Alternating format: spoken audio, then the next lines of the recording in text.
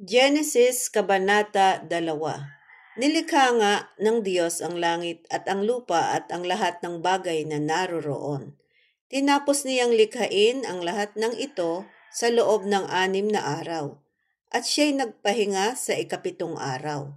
Pinagpala niya ang 7 araw at itinurong itong banal, sapagkat sa araw na ito, siya nagpahinga matapos likhain ang lahat. Ganito ang pagkalikha sa langit at sa lupa. Ang halamanan ng Eden.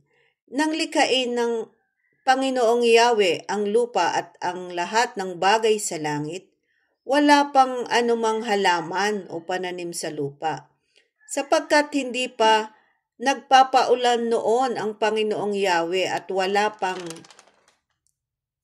ring nagsasaka.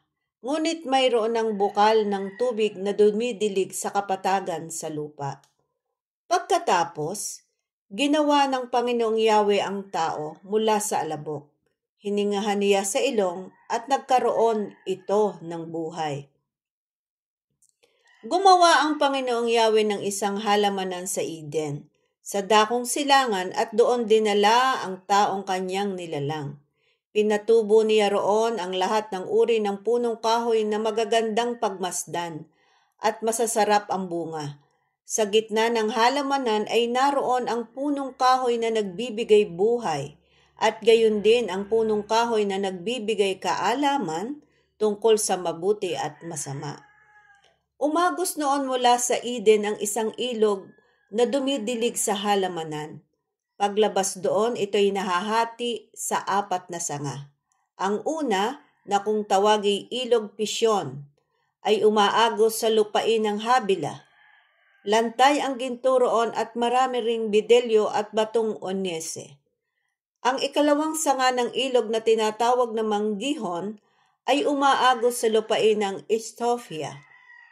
Ilog Tigris naman ang tawag sa ikatlong sanga at umaagos naman ito sa silangan ng Assyria. Ang ika-4 na sanga ng ilog ay ang Euphrates. Inilagay ng Panginoong Yahweh ang tao sa halamanan ng Eden upang ito'y pagyamanin at pangalagaan.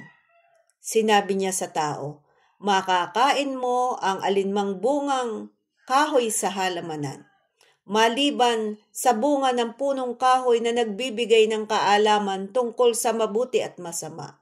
Huwag na huwag mong kakainin ang bungang iyon, sapagkat sa araw na kainin mo iyon ay mamamatay ka."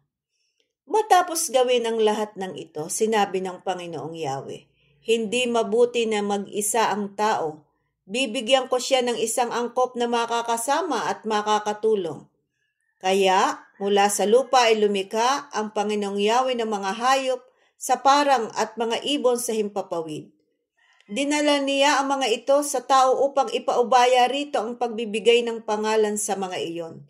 At kung ano ang kanyang itawag, iyon ang naging pangalan ng mga ito. Ang tao nga ang nagbigay ng pangalan sa lahat ng ibon sa himpapawid at hayop sa parang. Ngunit wala isa man sa mga ito ang nababagay na makasama at makatulong niya. Kaya't pinatulog ng Panginoong Yahweh ang tao. Samantalang nahihimbing, kinuha niya ang isang tadyang nito at pinaghilom ang laman sa tapat niyon.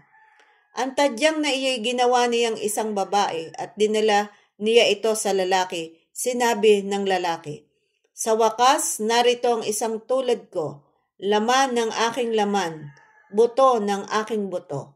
Babae ang itatawag sa kanya sapagkat sa lalaki siya'y kinuha.